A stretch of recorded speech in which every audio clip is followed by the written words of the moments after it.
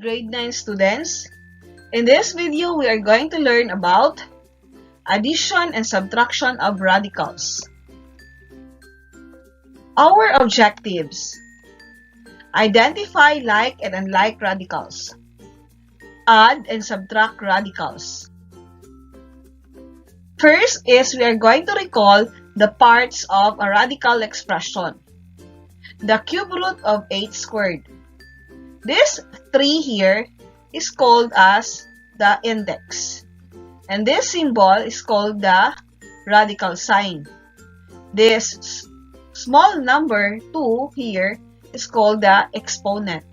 And 8 is called the radicand. Now, we are going to differentiate what is like radicals and unlike radicals. Like radicals. These are radicals with the same index and the same radicand. So, alam na natin kung ano yung index and ano yung radicand. Diba? So, example for this like radicals. 2 square root of 3 and negative 5 square root of 3. This is an example of like radicals because the index of 3, square root of 3 is 2, and the index here of the other radical is also 2. And they have the same radicand. These 2 and negative 5 are called the coefficient of the radical expression. Another example of like radicals. 5x square root of 2y and 3y square root of 2y. Still, they have the same indices and the same radicand. Their indices is 2, their radicand is 2y. This 5x and 3y are called the coefficient of the radical expression. Now, what is unlike radicals? These are radicals with the same index and different radicand, or the same radicand but different indices. So, we have here examples. Square root of 2 and square root of 3. Cube root of 3x and square root of 3x. So first we have square root of 2 and square root of 3. They have the same indices but different radicand. Another example has different indices but the same radicand. So, they are called the unlike radicals. Let us now proceed to the examples of addition and subtraction of radicals. So, example number 1. 6 square root of 5 plus 2 square root of 5. By the way, we can only add radicals when they are like radicals. Again, like radicals are radicals with the same index and the same radicand. Now, i-identify natin whether this number 1 example are like radicals. So, their radicand are the same, which is 5. Their indices, kung walang nakalagay dito na number, it means their indices is 2. So, they are still the same. Now, we can proceed to addition of these two radicals. So, we will identify kung ano yung coefficient nila. First, is we have here 6. Second is 2. So, ano yung sum ng dalawang radicals na to?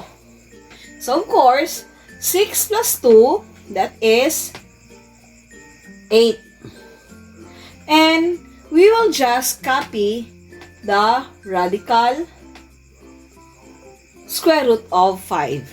So, our answer is 8 square root of 5. Second example, square root of 7 minus 9 square root of 7. So, number 2, square root of 7 minus 9 square root of 7. So, this example is still, they are like radicals. Why? Because the radicand is the same, which is 7, and their index are the same. So, ngayon, paano natin i-subtract? So, alam natin na may coefficient na 1 dito. Pag walang nakalagay, it means may coefficient na 1. So, we only subtract the coefficient 1 and 9. So, 1 minus 9, that is negative 8. Then, we will copy the radical sign or the radical. So, our answer is negative 8 square root of 7. Number 3 example.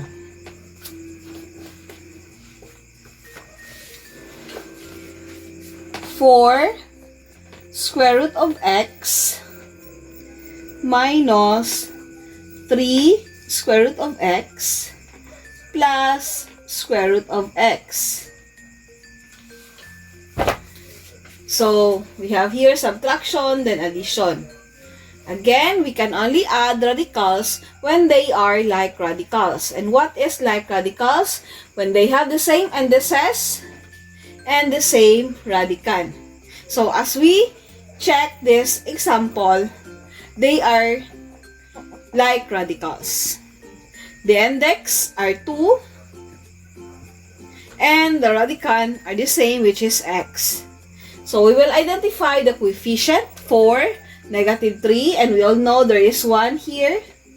So, we will now proceed to its operation. So, we have 4 minus 3, that is 1. Plus 1 here, that is 2. Then, copy the radical square root of x. So, this is now our answer. So, it's so easy. Next is, level up naman tayo. Number 4. 3 square root of 2 plus 2 square root of 8 minus square root of 18. Again, we can only add and subtract radicals when the radicand are the same and the indices are the same. So, we will expect these radicals here. We will check whether they are like or unlike. So, first is we have square root of 2. Second is square root of 8. 2 square root of 8. So, of course, they are now unlike radicals. But, we can simplify the square root of 8 and square root of 18. Itong 3 square root of 2, hindi na siya masimplify. So, we'll just copy 3 square root of 2 plus 2. Again, we can simplify square root of 8. We will look for factors of 8 wherein one factor is a perfect square. That is 4 and 2. So, 4 times 2 is 8. Then, for square root of 18, again, look for factors of 18 wherein one factor is a perfect square. So, the factors are 9 times 2. 9 times 2 is 18. Then, we will copy 3 square root of 2 plus 2. Ano yung square root ni 4? Square root of 4 is 2. So, times 2, naiwan si 2 as our radical. So, we'll copy. Then, ano yung square root ng 9? square root of 9 is 3. So, 3 square root of 2. Naiwan si 2. Then, we will now operate. So, 3 square root of 2 plus 2 times 2, that is 4, square root of 2, minus 3 square root of 2. Now, what is our final answer? Our final answer is, we will just operate 3 plus 4, that is 7, minus 3, that is 4. So, our final answer is 4 square root of 2. So, from unlike radicals, we simplify it and we have this like radicals, and our final answer is 4 square root of 2. So, we need to try kung pwede ba siya masimplify. Kung hindi masimplify, we will just copy. Ayun. Next, number 5. Square root of 75 minus square root of 27 plus square root of 12. So, identify again kung like or unlike ba sila. So, klaro-klaro na unlike sila because the radicand are different. Pero, magawa natin ang paraan na maging like radicals sila. How? We will simplify each term of these radical expressions. So, we look for factors of 75 wherein one factor is a perfect square. So, factors are 25 and 3. 25 times 3 is 75. How about 27? That is 9 times 3. 9 times 3 is 27. Next, 12. Copy the plus symbol. 12, we have 4 times 3. Ngayon, what is the square root of 25?